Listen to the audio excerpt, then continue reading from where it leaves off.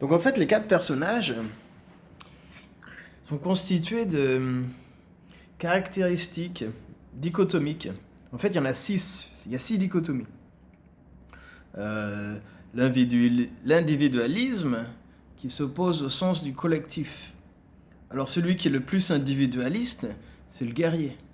Quant à celui qui est le plus collectif, c'est le protecteur. Il a le sens de l'autre, il a le sens des règles, il a le sens de l'équilibre, du fair play en fait, entre les gens. Une autre dimension, c'est la compétition, le goût de la compétition par rapport au goût de la coopération. Alors, celui qui est le plus compétitif, c'est le guerrier, encore une fois, et celui qui est le plus coopératif, c'est plutôt l'idéaliste. Un autre, c'est la détermination, et donc ça c'est le guerrier, par rapport à la liberté. La liberté, c'est l'aventurier.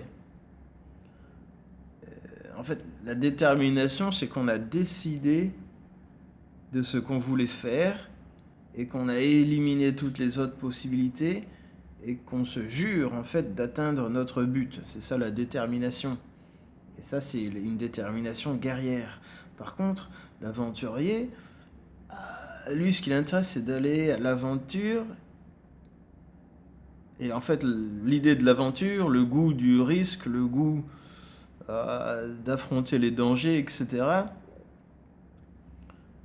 c'est ça son but. Mais comment il va l'atteindre, ou à quoi ça va ressembler exactement les dangers ou les lieux dans lesquels il va s'aventurer, il ne le sait pas. En fait, l'aventurier va dans l'inconnu, alors que le guerrier, non, veut éviter l'inconnu et aller dans le connu. Dans un connu qu'il a déjà déterminé et en fait qui veut concrétiser d'une certaine manière.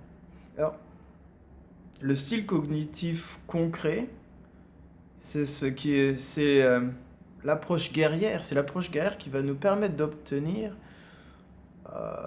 la concrétisation de nos objectifs via cette détermination. Et c'est pour ça que le guerrier, finalement, c'est une période qui nous permettra de transiter d'un personnage à un autre. En fait, il y a 4 personnages et il y a 2 personnages qui ont des tendances plutôt statiques, en fait plutôt passives, et 2 personnages qui ont des caractéristiques plutôt actives, et donc transitoires, transformatives.